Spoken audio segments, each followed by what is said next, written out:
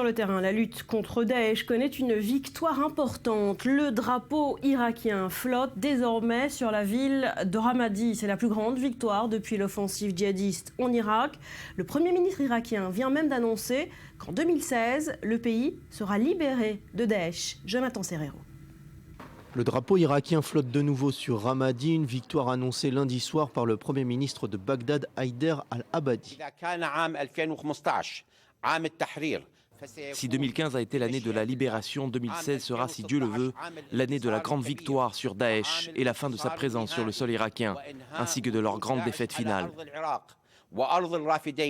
Dévastée par les combats violents, cette localité du centre de l'Irak, devenue bastion de l'État islamique depuis mai dernier, a vu sa population être utilisée comme bouclier humain par l'organisation djihadiste. Sur les 400 combattants du Daesh présents dans la ville, 50 seraient morts. 93 soldats de l'armée régulière irakienne ont perdu la vie.